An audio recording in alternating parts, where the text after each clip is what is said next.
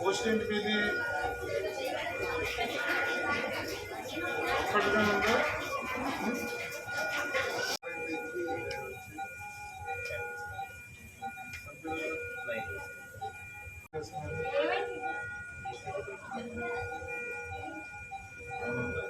వస్తుంది ఎక్కడ లీక్ ఉంటేనే వస్తుంది కదా, కాకపోతే మామూలుగా వస్తుంది. వర్షం వస్తున్నప్పుడు వచ్చేస్తుంది. అందరికీ నమస్కారం.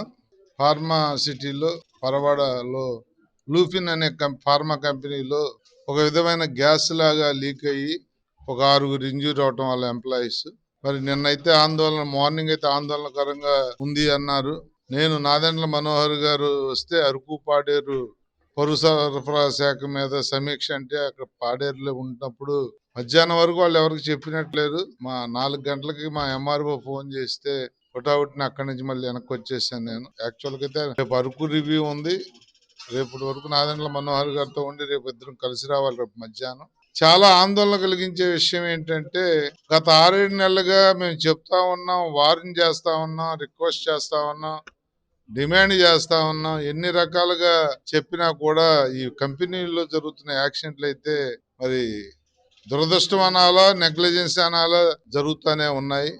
కొన్ని అన్ఫార్చునేట్ గా సడన్ గా జరిగే యాక్సిడెంటల్లీ జరిగే ఇష్యూస్ లో వాళ్ళ తప్పు లేని దానికి క్షమించవచ్చు, కానీ కొన్నిట్లో మాత్రం హ్యూమన్ ఎర్రర్ తో నెగ్లిజెన్స్ తో జరుగుతాయని మాత్రం క్షమించే విషయాలు కాదు.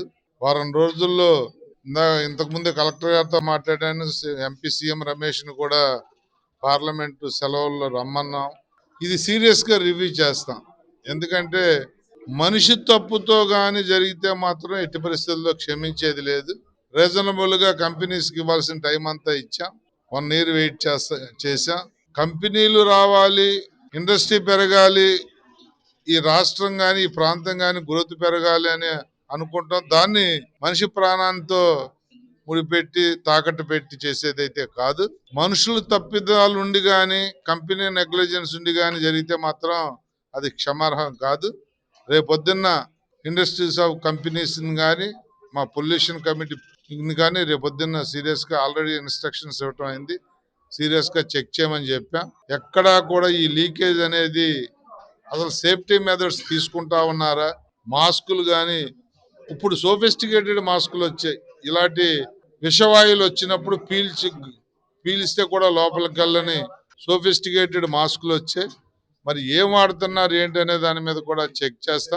తప్పకుండా భవిష్యత్తులో ఇలాంటి ప్రమాదాలు జరగకుండా చర్యలు తీసుకునే దిశగా ప్రయత్నిస్తా.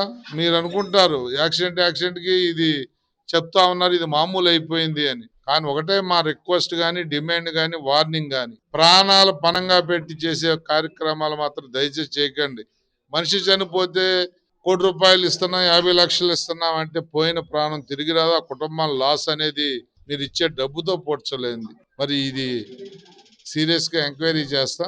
తప్పులుంటే మాత్రం ఏ కంపెనీని వదిలే ప్రసక్తి లేదు.